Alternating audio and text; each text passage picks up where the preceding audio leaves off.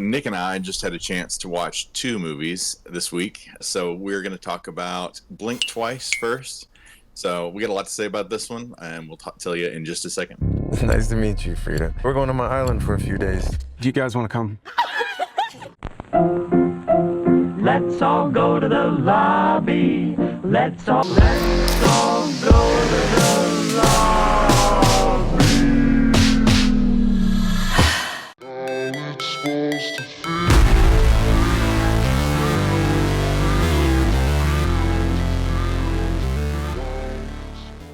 What's up, guys? Welcome back to another Odd Popcorn for that review. I'm Chris. I'm Nick. And we're talking about Blink Twice. So this is the directorial debut of Zoe Kravitz. And before we get into it, tell us a little bit about what this movie is about.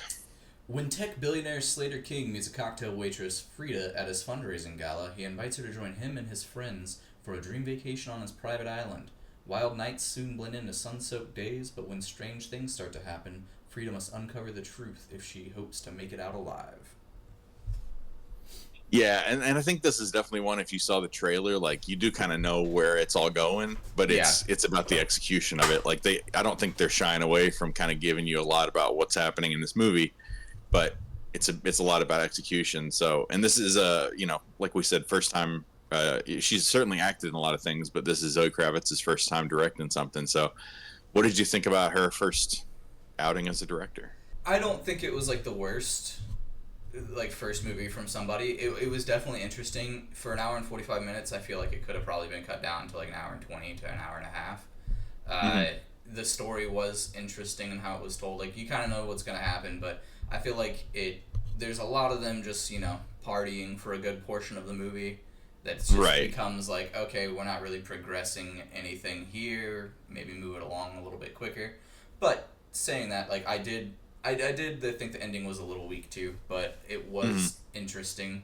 An interesting enough movie for sure.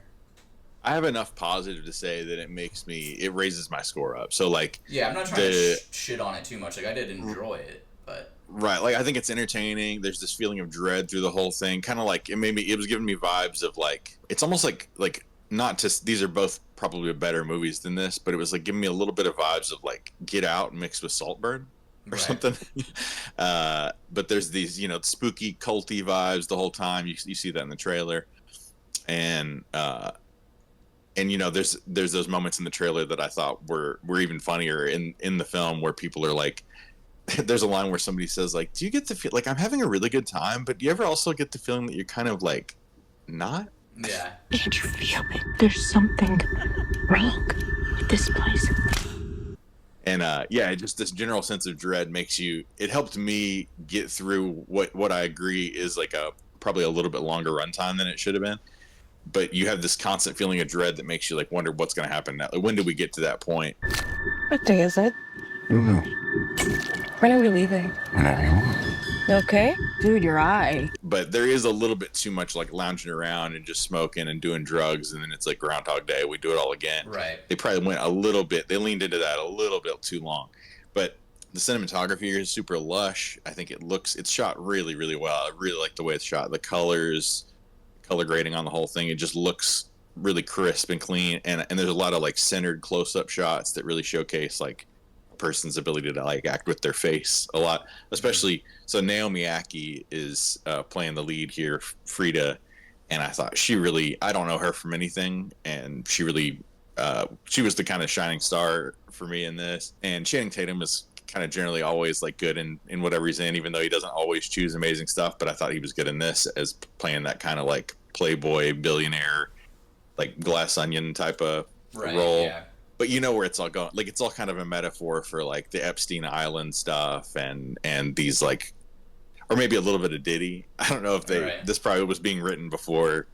By the way, this was going to be, do you know this? This was going to be called Island. Oh, was it? And she was sticking with that for a long time. Like the poster for it and the name of it and everything on Letterboxd, but before it came out was Island. It had been talked about for a long time, and she was really sticking to her guns on that, and they finally wouldn't let her do it. I'm glad they didn't. Yeah, I'm glad I can see why. Changed the name of the movie. That was one thing I thought was cool about how they did the intro title for the movie too. It's just like a little snapshot, and it just shows it like real quick, and then you're kind of right into it. I love it. Yeah, stylistically, there's just a lot going on here. The red bags were memorable, and there's other acting here that was good too. But like Aaliyah Shawkat, we didn't get quite as much of as I wanted. But I like to see Aaliyah Shawkat in things. I can't tell you a whole lot that she's been in, but I always remember her from Arrested Development as maybe. And Christian Slater is good in this. Simon Rex is good in this. I ended up ultimately really liking Adria Arjona. I'm not familiar with her, but she played Sarah in this, and the second half, I really grew to like her character. Yeah, definitely. Haley Joel Osment as Tom isn't given a whole lot to do. There's so many people in this that it's like I get that you can't give everybody a whole lot to do. And then we get Gina Davis, who is a kind of a strange character in this, but whatever. Gina Davis is good to see. Kyle MacLachlan is a small part, but I like him a lot. Yeah. And Levon Hawke, who is Ethan Hawke and Uma Thurman's son. Blonde kid? Yeah, he looks so much like a male Uma Thurman, man. It's crazy. Now that you say that, yeah. But then there's this girl, True Mullen, who plays this girl, Heather, in the movie. Who is Jess? And she was probably the closest to like grading in this. Like she's just such a burnout stoner the whole time, and that's like there's no more to her character at all. And I could have done without her or whatever. But like I said, I was entertained the whole way through, and I did like it. I think if you look into, I'm not going to go into all the specifics, but if you look into all the details of the plot and put it onto like reality, I think there are holes where it's like, okay, that doesn't really, in real life, that wouldn't work. Right. But it's a decent enough movie that you're not really thinking about that in the moment, and you realize it's like a lot of symbolism and stuff with the snakes and the antivenom and all that. So yeah. I like it. It's not perfect, but I do like it. Yeah, I don't think it's one I'll go back to. Maybe I'll rewatch it at some point, but I don't think it's going to be like super memorable. But it like for her first movie, I think it's a decent start. I think it's rewatchable, and certainly if it's your first movie, this shows promise. So I think she actually does have. Most people's first movies are a lot worse than this.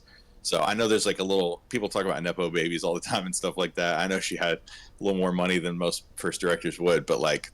I think it shows promise, so I'll see what she directs next for sure, and I hope it's kind of in this direction too. Like I like this kind of Get Out vibes. Right. It's like Get Out, Saltburn, something. So what would you rate it? I'm probably gonna go with like a 6. I think better than average, but still like I was. From the trailers, I was expecting a lot more, and I got to probably quit doing that, expecting a lot from these movies and going in and being like, yeah, it's all right. Yeah. My score dropped a little bit the more I thought about it, because I think there's some flaws here for sure that are like, impossible to ignore, and you start to notice more afterwards. But I enjoyed it enough out of the theater that I really, that's what I would tell you out of the theater is like, that was a good movie. Mm-hmm. So I'm going to go a little higher. I'd give it a 7. It might be more like a 6.5, but I walked out of the theater happy with what I saw. So, yeah, like you said, the ending the ending could have been done differently. It just it didn't make a lot of sense, but. We need to find out what's really going on.